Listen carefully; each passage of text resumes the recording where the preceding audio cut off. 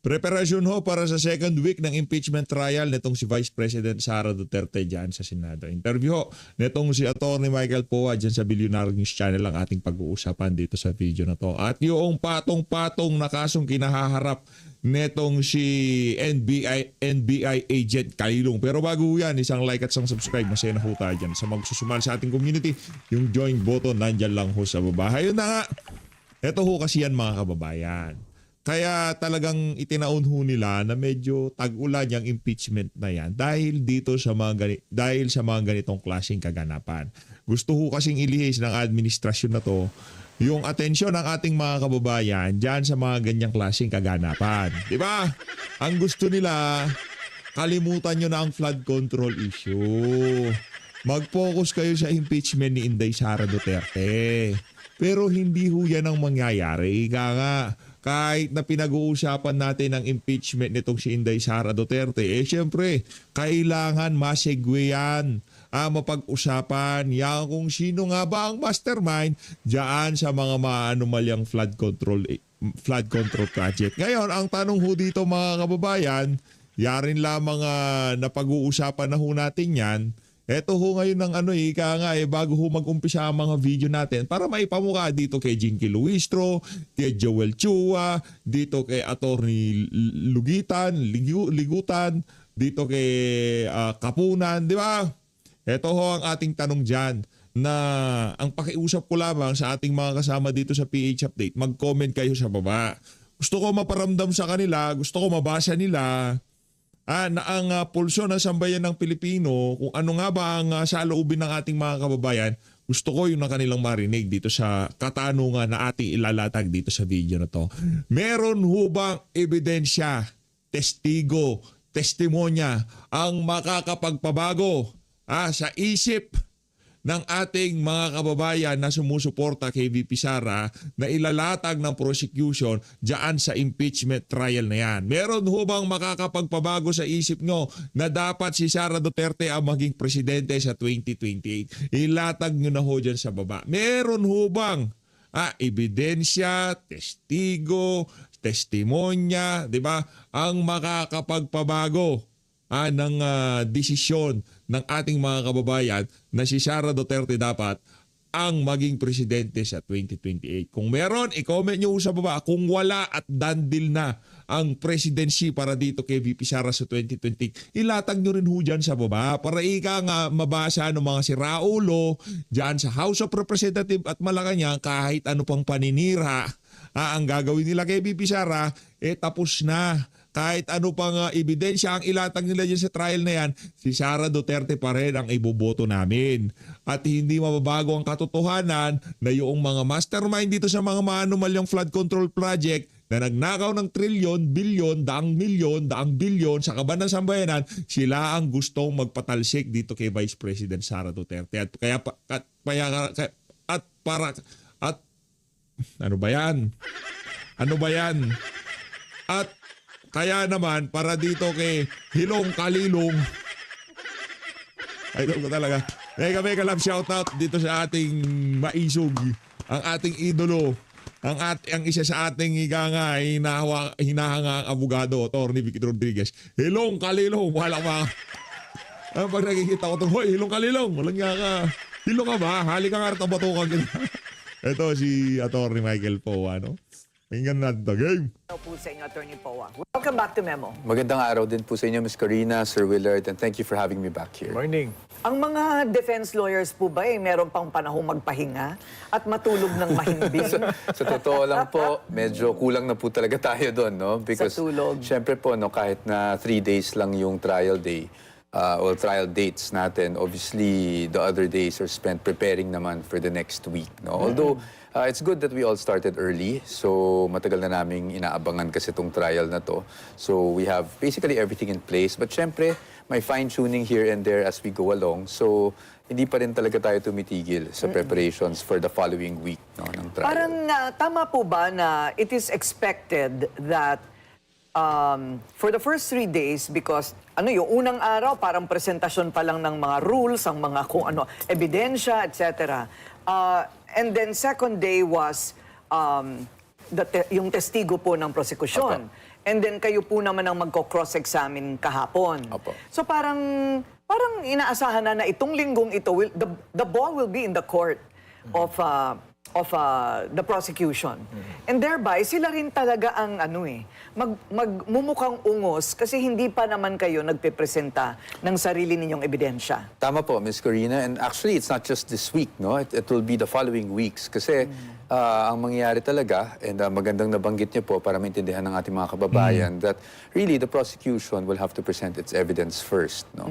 And then afterwards, we'll decide if the defense will still present our evidence if need be. If not, we might even file a demurrer. Yung demurrer, technical yan, no? Sinasabi natin, hindi naman napatunayan ng prosecution yung mga aligasyon nila, so hindi na kami mag-represent ng ebidensya.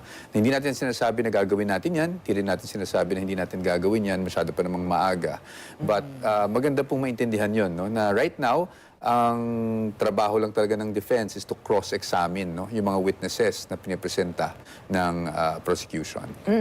And mahalaga ba, gaano kahalaga, attorney, na tibagin yung mga testigo? Halimbawa, yung si NBI senior agent, bakit po siya kailangan matibag yung credibility? Actually, hindi na siya kailangan matibag. Ngayon, dito sa mga kumakalat na kaso dito kay NBI agent Kalilong, talagang mahihilo itong Kalilong na to. Niya? Mahalaga po talaga bawat witness, no? Kasi nga sa ngayon, we will win this phase of the trial by cross-examination pa lang kasi hindi pa kami naglalabas sa mga ebidensya namin. So mahalaga rin, kailangan natin tingnan yung mga kredibilidad ng mga taong inihaharap as testigo, no, bilang mga witnesses, para nang sa ganun, malaman natin kung may katotohanan din ba yung mga sinasabi nila. So that's why nakita nyo kahapon, no, there were questions on yung qualification nung witness. As una kasi akala namin expert witness, but the witness himself said, no, that he wasn't an expert but a competent witness daw. Nonetheless, kailangan natin tingnan yung kwalifikasyon niya dahil sinasabi niya siya yung nag-extract ng video, siya yung nag-save ng video sa USB. So kailangan nating tingnan, no, para sa authentication stage ng ebidensya nila. At normal din ba na maraming objection talaga ang depensa? Oo, actually, hindi lang depensa. In fact, nung una kasing araw, I'll be very candid, nakita ko naman yung mga kumakalat sa SOCMED, di ba, na Mr. Objection daw ang defense. But as you've all seen yesterday, nung kami naman na nagko-cross-examine, marami ring objections ang prosecution. And that's normal, no? There's nothing wrong with what the prosecution did because we feel there's nothing wrong with the defense did. Sa regular courts, Ba't ganyan itong mga taga-defense, ang bait-bait nyo? Pagka ini-interview yung mga taga-prosecution, yung object minamasama nila, kayo pinapaliwanag nyo na normal naman yun pagdating sa rules diyan sa korte. Pero sa kanila hindi normal. Ang optics doon sa objection may tinatago. 'Di ba? May tinatago ang defense kaya object sila ng object. Pero pagdating sa defense, ay hindi normal yun. Wala yung normal sa korte yun. Ang babait nyo, palakpakan natin itong si Attorney Michael Powa.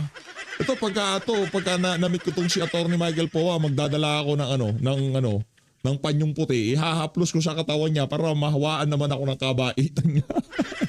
Ginawang nasarito, no? Ang bait mo, Attorney Powa. Di ka taka-taka kung bakit ikaw ang tagapagsalita ng impeachment. Palakpakan natin si Attorney Powa.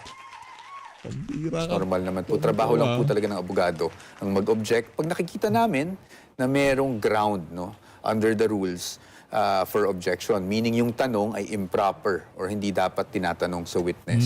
Okay. So, bale, sigurado nakakaramdam kayo ng pressure kasi hindi naman siya ordinaryong Kaso. I mean, the entire nation is watching. Social media has a comment on every utterance. So, paano po yun? How do you keep your cool Well, under that pressure? Well, Ms. Corina, syempre, we try as best as we can to keep the noise out, kumbaga. But of course, siguro magbobolhan tayo if I tell you na walang pressure, diba? Of course, there's pressure and it's very different from a normal court proceeding na halos wala namang nakakanood sa'yo except for the people who are present there. And it's very different from previous impeachment trials, no? Because the previous trials, wala pa naman tayong masyadong SOCMED talaga, di ba? Ngayon lang talaga that you can see all the comments online. So, ako personally, and I think most of us in the defense team, we try to keep out of social media para hindi tayo masyadong naapektuhan, no? But, well, ako personally, I can't help but also look because sometimes, It's constructive. it's constructive, and based on the comments, we also might need to do we have to Adjustments, be we have to be very, how do you say this? Kailangan siguro medyo magpakatotoo din tayo. I mean, huwag tayong masyadong egotistic, no? Na pag may mga constructive comments naman, siguro dapat pakinggan din natin. So it's really balancing that, no? Right. It's balancing the noise and what we consider as constructive. Right. At so maaasahan natin next week, bawas na yung objection. Well, that's to put it We cannot commit to simplistically. that. Oh, we cannot commit. Okay. So, isa sa mga naging sentro ng usapan yung sinasabing pagtitibag nga dito sa kredibilidad ng unang testigo, no? Ang napansin ko lang po, parang he was being cross-examined as a representative of the NBI when specifically his expertise is technical. Yes. Parang ano din kasi hindi niya masabi ng diretso yun Yung testigo ba? Na hindi ko po masasagot yan. Technical po ako. Ang pinag-uusapan dito, authenticity. Okay? Hindi ba? At tinatanong sa kanya yung tungkol sa hitman plot. Paano naman niya malalaman yon? So what do you think? Well, how do you assess? Well, Ms. Corina, kasi aside from the technical aspect, he also signed kasi yung affidavit of investigation. So when you sign an affidavit of investigation, obviously the presumption is you've read the affidavit itself, diba? So he was involved. But nonetheless, there will be other witnesses that will be called upon by the prosecution. I think si Agent Lotok will be called on Monday. And then of course, si Director Matibag will also be called, no, at some point. Hindi pa yata next week, but nakita na namin yung request for issuance of subpoena. So there Sino will po be... yung Agent Lotok? I mean, what is his Kasama area? rin po siya sa pumirma, no? So isa siya sa mga nag-imbestiga. And even si Agent Kalilong yesterday also said na may mga nakausap din siyang mga dumalo, yung mga inimbita nila para sa investigasyon nila. So there is personal knowledge on his part, no, pagdating doon. So natatanong namin siya, lalo-lalo na doon sa affidavit of investigation. Of course, I cannot talk about the merits, no? That's why I'm just trying to be very factual para lang maintindihan ng tao kung ano yung nangyari, no, kahapon. So if the purpose of putting this witness on the stand yesterday was to establish authenticity, was he able to establish authenticity of the video? Well, that's up to the impeachment court. No? That's up to the impeachment okay. court. Sa atin Oo. naman, parati kasi akong tinatanong, kahit kahapon, Ms. Corina, kung madagdag ko lang na, bakit? Dinideny nyo ba yung video, yung ganyan, di ba?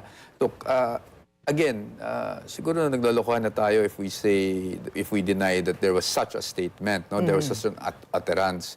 Pero pagdating kasi sa video, syempre kailangan din natin malaman, like I say, hindi naman kasi naglalakad ang ebidensya mag-isa papunta ng korte, 'di ba? Someone has to testify, bring it and testify on it and authenticate it. At pagdating sa video, syempre hindi naman natin alam kung saan niya nakuha yung video na 'yan, how is it compared to the original source, which is probably the Zoom meeting, the saved file of the Zoom meeting, diba? Or Zoom press conference. So may mga ganyang technical na bagay talaga na kailangan pagdaanan, not just in impeachment but in regular courts. No? Is Lahat there ng mga more? dokumento. Is there more than what the public saw? Or more than what is now presented as evidence in that video? To put it in better context. Yes, that's why we were asking for, we were asking initially that, in fact, even the senators were debating upon the 2-hour video. They were asking us if we will be asking the court to play the entire 2 hours and I think 26-minute Ay, video. 2 hours pala yun. Oo, ganun kahaba yun eh. Ito naman si Madam Corina, parang ano naman, 2 hours yun ating. Napakahaba ng video na yun. Kung di ako nagkakama. Tsaka series yun.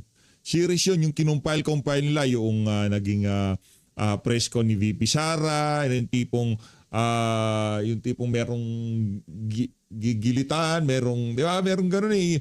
Hindi naman, kumbaga sa frustration lang yun, hyperbole lang yun, kumbaga yung damdamin ng isang matinong public servant at yung kung ano yung napag-usapan noong panahon ng eleksyon, hindi naisa katuparan dito sa administrasyon na to. Yun ang gigil ni VP Sara, yun ang kanyang pinanggagalingan. Kaya hindi ko rin masisi adik yung presidente natin, sabi nitong si Amy Marcos. Yung problema, kapatid niya mismo nagsabi, di tayo. So, and we said that we Aray are mo. planning to do so. Oo. Now, kahapon, hindi namin muna tinuloy because we didn't find the need to do it. No? That's why we showed just other clips. Bakit yun importante? Kasi nga, konteksto, like you said. No? Pag nagsabi kasi tayo na meron na record na isang like a 2-minute clip based on the statement of the Vice President, hindi naman kasi, kumbaga, hindi natin napapakita yung buong konteksto kung paano ba umabot sa ganung statement. That's why we wanted to really show the entire 2-hour video. But I think the appropriate time will come. Now, I am not saying that we will or we won't. Siguro titingnan lang natin kung ano yung takbo. Because I know that 2 hours and 26 minutes is a long time. Especially, we don't want to waste judicial time also, the time of the senators no? And the viewers also. So, kung kinakailangan, that option is still there. No? Pero importante yun, ano? Yung makita yung context, buo. Oo. Yes. So, ano naman yung lumabas po doon sa closing statement na Oplan Romanov?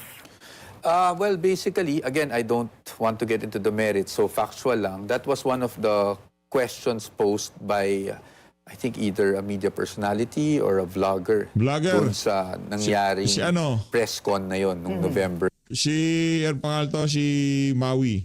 Si Princess Maui, yun. Kilala niyo siguro yun. Yung mga datihan na sa PH Update, malamang sa malamang, familiar kayo kay Princess Maui, no? Yun yung, ika nga nagtanong kay VP Sara kaugnay doon sa Operation Romanov, no?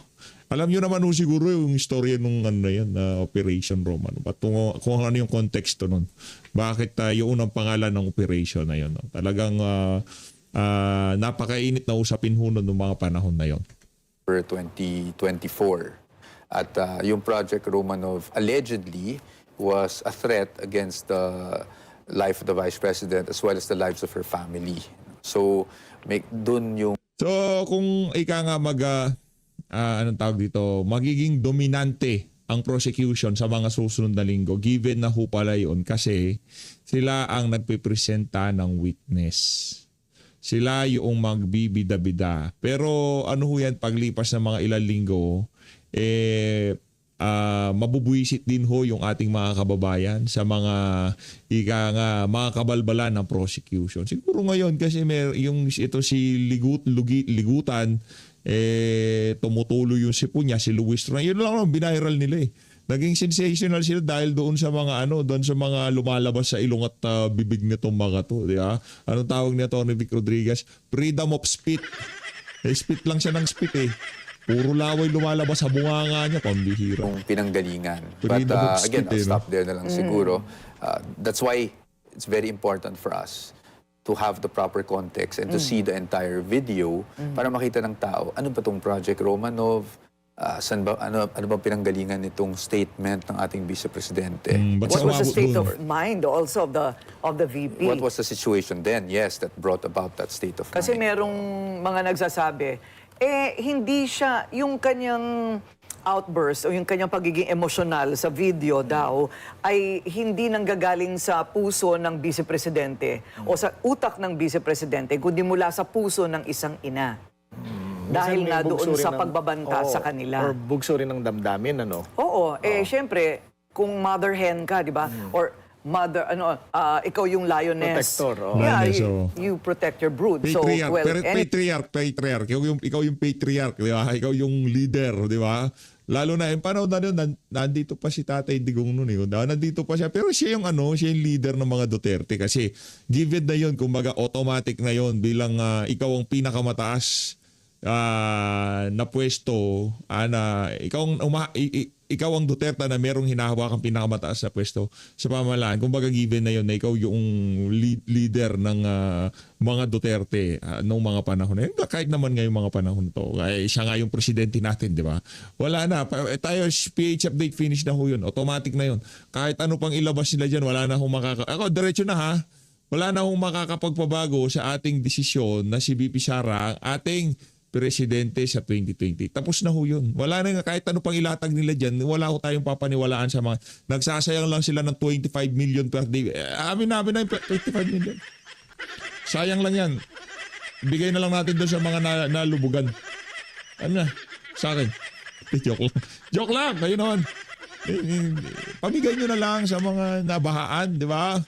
Ang tindi ng bahang dinaranas natin ngayong mga panahon na to. Tapos, Yung 25 million, sinasayang niyo dyan sa walang kwentang impeachment trial niya. Basura, pambihira. Anyway, yun ang sinasabing tutumbukin. Oo. Oo. Attorney Mike, napag-uusapan niyo pa rin ba yung posibilidad na iharap na mismo si VP Sara in this article particularly para mapaliwanag niya kung ano ba talaga yung kanyang kumbaga intent or state of mind at that time? Willard, sa ngayon, hindi pa, sa totoo lang. No? Kasi hindi pa namin nakikita yung necessity na iharap mismo ang Vice Presidente dito. So, ang parati kong sinasabi kung kinakailangan at ang tanong sa akin, kailan ba kinakailangan? It will depend dun sa takbo talaga ng trial. No? At kung sa tingin namin, it will be advantageous, of course, to the defense na may harap siya, then we will do so. I mean, we will, of course, ask her and ultimately the decision will fall upon her if she wants to appear and testify. Pero sa ngayon, di pa namin nakikita na kinakailangan. I think we will be able to prove our case without having to do that just yet. Okay, was that necessary? Yung kanyang pagpunta po doon? I mean, at this point, I guess lahat ng mga desisyon o aksyon has a purpose, no? You have to be purposeful dahil everybody is watching. So, do you think that was necessary that people saw that she was there in the building? Again, I'll be very candid, Miss Corina. The real purpose for that was I was talking to her and she said, you know, that perhaps we could have a meeting.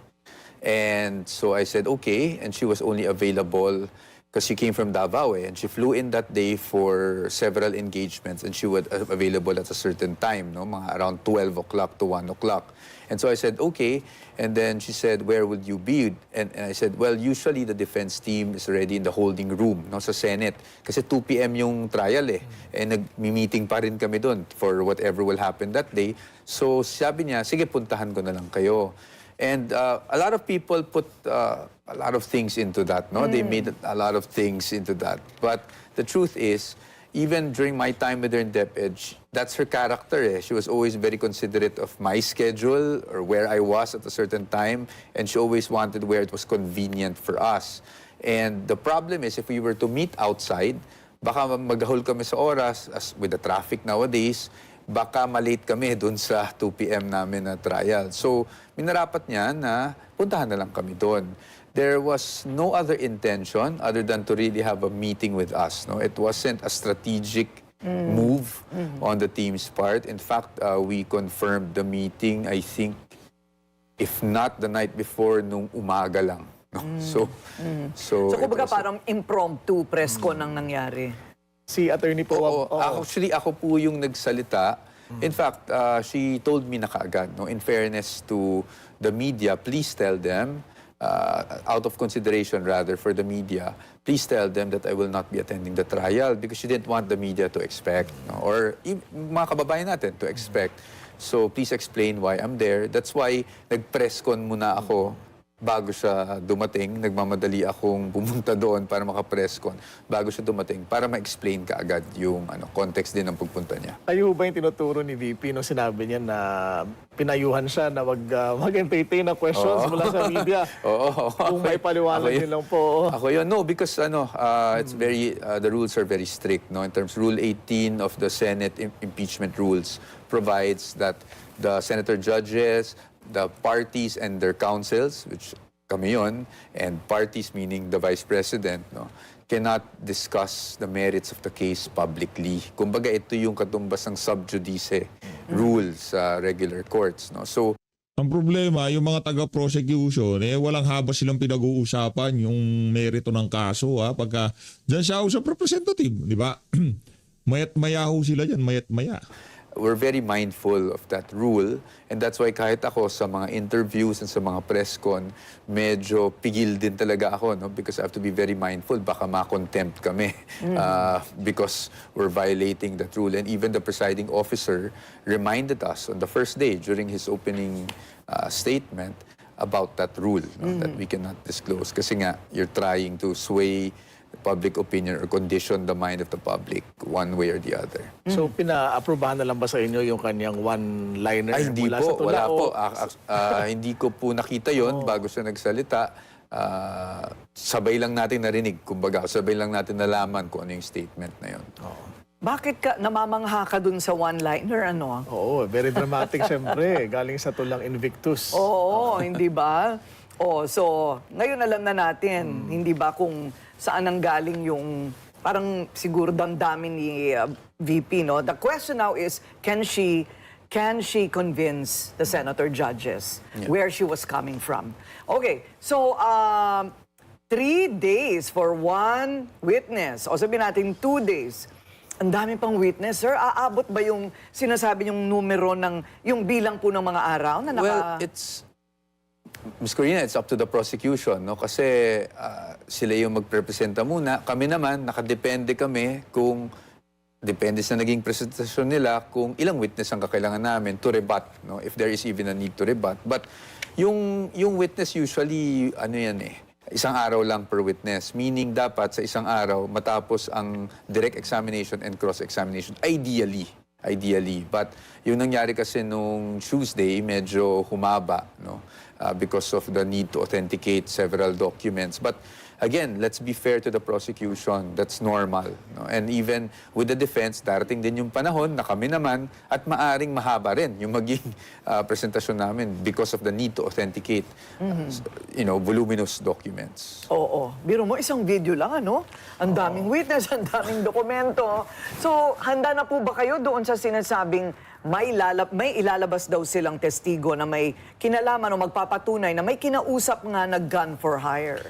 Inaabangan namin kung sino yung testigo na yon, and definitely from what we know, we will be ready to cross-examine whoever that witness is kasi hindi naman natin pa kilala kung sino yon, but definitely handa naman tayo kahit naman sa regular court proceedings nangyayari yung mga ganyan. So it's not as if we don't have experience with things like that. So you were informed beforehand that there is such a witness pero hindi sinasabi kung sino? Yes, because actually, I'm not sure if they specifically said that there will be such a witness, but narinig naman natin in recent days na meron nga daw lalabas, etc. Inaabangan lang natin, but it's just to put things in context also. In our pre-trial briefs, yung sinubmit namin sa korte, we are allowed to, of course, we are required to name our witnesses, no?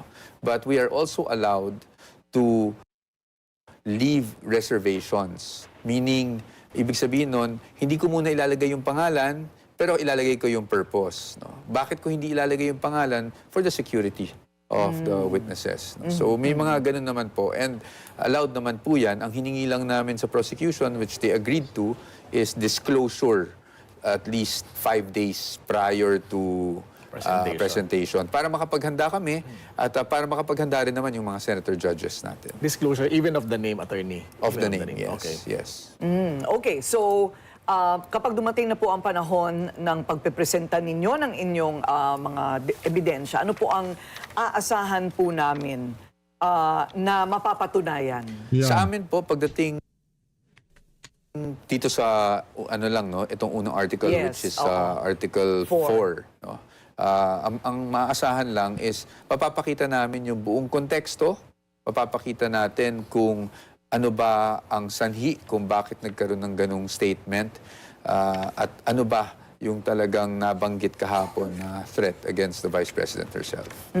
Okay. Nako, marami pong salamat sa inyong panahon. Pero pakinggan muna natin kung ano naman ang masasabi ng ating mga netizen. Ayun. Ayan na ho muna natin ang masasabi ng ating mga netizen. Interview ho nitong si Atty. Salvador Panelo dito kay Kadeo Macalmag. Sir, magandang umaga po sa inyo, Attorney. Secretary, good morning. Ayan na. Attorney Sal, ayan na. Bakit inaalma mo na para bang nagiging propaganda proceeding ang impeachment trial? Bakit ano ba inyong napapansin habang araw-araw nakita po namin kayo nanonood dyan sa Senado? Kasi kung matatanda mo, yung abogado ng prosecution, sa halip na ipresenta agad yung testigo, mag-deliver pa siya ng speech. At ino-object ka naman, pero ito naman presiding officer, sa halip na i-grant yung objection. At pinayagan pa magsalita at sinabi niya na, pakinggan ko muna. siyempre pag pinakinggan mo, di lahat ng buong bansa ay nakikinig. Mm-mm. At kahit ay strike out mo yan, useless. Dahil narinig na kaya nagkaroon ng propaganda. Mhm. Ngayon, nung ma-realize niya na mali siya, binigay niya na rin yung kabila. So, anong nangyari? Propaganda against propaganda. Mhm. Ayan ang problema pag ang presiding officer either hindi marunong mag-preside or inilalabas niya ang kulay niya ng maaga pa. Pero ano sa observation mo? May pagkiling ba? Hindi ba fair? Hindi marunong? Pero ang sabi magaling daw na presiding officer si Siguro Senator both. Cheese. Both siguro ang ginagawa niya. Mhm. Kasi yung mga ganong ruling hindi na, isa pa, hindi pa pwedeng limitahan ang mga judges. Sila'y collegiate body. Hindi ba ang Supreme Court collegiate din? Ang sandigan ba ganun din. Opo. Pero nakita mo bang limitahan ang pagtatanong ng isa sa mga justices ng dalawang hukuman na binanggit ko? Umaabot pa nga yan ng kalahating oras. Hanggang isang oras magtatanong. Kasi mahalaga yun na magtanong sila. Kahit na anong tanongin nila, Mhm. hindi pa pwede sabihin lang, hindi ka pa pwede magtanong na makikitang violation or depression. Hindi. Kahit sa loob ng hukumang, totoong hukuman, nangyayari yan. Kasi ang judge, gusto niya magtanong ng anong mambagay para makita niya katotohanan. Kaya dapat walang limit ang mga justices. Mhm. Ayan na. Otherwise, useless ang ano yung... Can you imagine 2 minutes ang pagtatanong mo? Paano mo may tatanong gusto mo itanong? Saka ililimit pa. Hindi ka pa pwede magtanong. Mhm. Kagaya ng Ontiveros. Binabanatan lang si Ontiveros. Alam mo, I disagree with this senator many times over. Pero yung ginawa niya doon na magtanong, teka muna, hindi na naman naprubahan yung merong contract to assassinate. Ano ba yung pinipresenta niyo? Yan ba nagpapatunay na merong grave threats? O yan maling asa lang ng vice presidente. Tapos kinakontra na, tama yung tanong niyang yun. Mhm. Talagang dapat na yun ang tanong. Inuloy. Isa pa, bakit magpipresenta itong prosecution ng testigo para patunayan na nangyari yung press conference? Wala naman nagki-question dun eh. Mhm. Admitted nga yun eh. Bakit mo ba i-authenticate? It's a waste of time. So, Yun mo ilang oras, 4 na oras. Wala naman saysay. At saka isa pa, nung prinisinta niya, lalo magkakaproblema. Kasi, una-una, wala nang saysay yung authentication. So, wala naman nag-question. Pangalawa, nung pinasok niya yung investigation, nagkaleti-leti tuloy siya. Nakita tuloy na mababaw yung investigation, hindi ginawa niya dapat na pag-iimbestiga. O, hindi lalong napasama ang prosecution. Attorney Sal, ang gusto yata kasi na impeachment court ay i-shorten yung mga proceedings. Baka abutin ng siyam-siyam, baka abutin ng Pasko hanggang New Year itong impeachment trial ni VP Sara. Hindi to pwedeng kaiksi ng impeachment court. And for that matter, any court proceedings, kailangan sundin mo yung rules. Hindi mo pwedeng isi-shorten mo yung pag-cross-examination o pagbigay ng direct examination. Gusto mong makita katotohanan. Paano mo makita katotohanan? O isi-shortcut mo yan. Ayan, oo. Bakit ba sila nagmamadali? So anyway, Attorney Sal, hindi ba kayo nagbibigay ng legal advice din sa panig ng defense? Hindi. Alam mo, mas maganda yung nasa gitna ka para nakikita mo yung dalawang panig at magbibigay ka ng obserbasyon sa kanila. Ayan. So, ano ang gagawin nyo ngayon para maging kung sa tingin nyo ay hindi fair?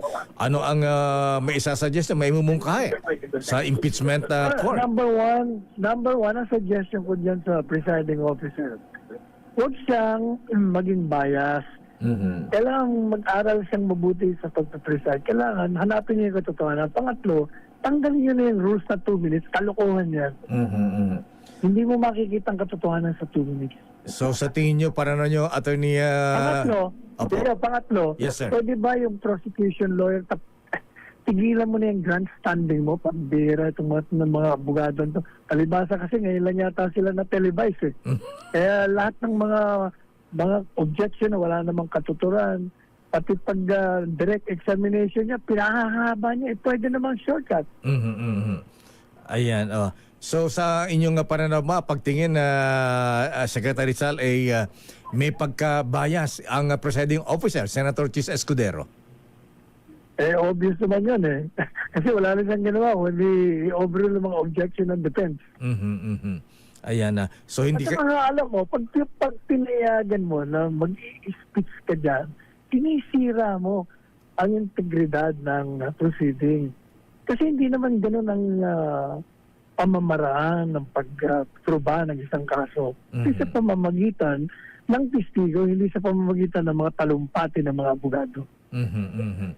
Ayan na. So, ano nga may sasuggest sa panig ng prosecution, ng defense, para makontra itong mga ganitong, sabi mo nga, grandstanding sa panig ng prosecution, attorney? Nasa presiding officer yan, hindi yan nasa defense. Kasi the defense is correctly objecting to this this manner of proving their case through speeches. Ayan, sabi naman nung iba, ba't masyado maraming objection ang defense? Hindi. Ang pag-o-object, syempre, depende yan kung nilalabag mo ang rules on the direct examination being conducted by the prosecution. The same manner that the prosecution can object doon sa kung mali naman ang pamamaraan ng pagko-cross-examine ng isa.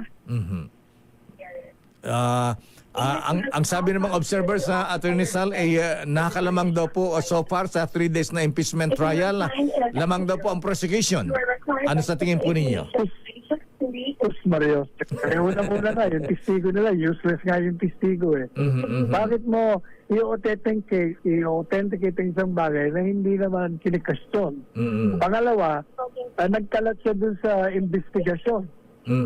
Hindi ba, yung isang punto ng unang-una sabi niya, tinanong mo ba yung PSG tungkol sa ito ba, threat sa kanila? Hindi raw. Madaling sabi, mababaw ang investigation. Pangalawa, inipresenta siya ng expert, Jesus Maria Joseph naman, 2 linggo lang. Pangatlo, natatanda mo si Danny Ponce Enrile? Senator Enrile, Alright. Chief Presidential Legal Counsel siya. Siya ang pumalit sa akin eh. Alam mo, nung una pa lang salita ni Inday Sara, nagbigay na ako ng payag. Sabi ko, walang grave threat kasi conditional yan. Hypothetical pa kung mapatay siya. Madalit sabi, anong sabi ni Johnny Ponce Enrile nung tinanong siya, anong tingin niyo ba, may grave threat? There is no threat in the statements of VP Sara. Ibig sabihin, mismo ang abogado na nag-gobyerno nagsasabing walang threat. Bakit nyo pinupursiga yan? Well, there is only one reason. At talagang gusto nyo lang siraan, i-obliterate si Inday Sara at ma-disqualify, i-convict nyo. Yan lang naman ang kanilang layunin. Wala namang iba.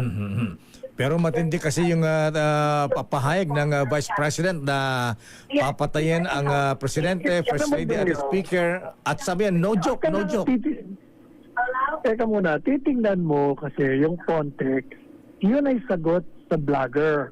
Nang tanong, nanganib ang buhay mo. Mukhang talagang tinutugis ka ng mga nasa kapangyarihan. Ang sagot niya, ano ba ang sagot niya? Sabi niya, kamag-alala. Pag ako pinatay nila, itong gagawin ko. O madalit sabi, nagsusumbong siya sa bayan na ang kanyang buhay ay nanganganib at kung siya'y patayin, kung maaari lang, ang sabi niya sa mga kababayan niya, in effect, ipagiganti niyo ako, bigyan niyo ako ng katarungan. Ito pong tatlong ito, ang sa aking pananaw, ang magiging dahilan ng aking pagkapatay. Walang anong masama doon. Nagsusumbong nga siya sa bayan eh. Kasi nakikita niya talaga nanganib. Pero mo, sinusurveillance ka, sinusundan ka, tapos lang ang pamilya mo, pinutugis, pati yung mga staff, pinapakulong. Makikita mo na talaga nanganganib ang buhay niya. Sa bagay, medyo may issue nga doon dahil parang tipong conditional dahil kung pinatay nila ako, mapatay nila ako, doon lamang uubra yung magte-take effect yung threat. Parang nga gano'n, ipaghiganti nyo ako. Exactly. Kumbaga, it's a threat from the great. Nasaan yung bantay? Patay na. Wala ho talagang pagbabantang ginawa conditional. Kung meron pagpupunta ka sa conditional, walang linabag doon. As always, maraming salamat po sa pag-support sa PH Update. Mag-ingat po kayong lahat. Manlad Pilipinas. Maraming salamat mga kababayan.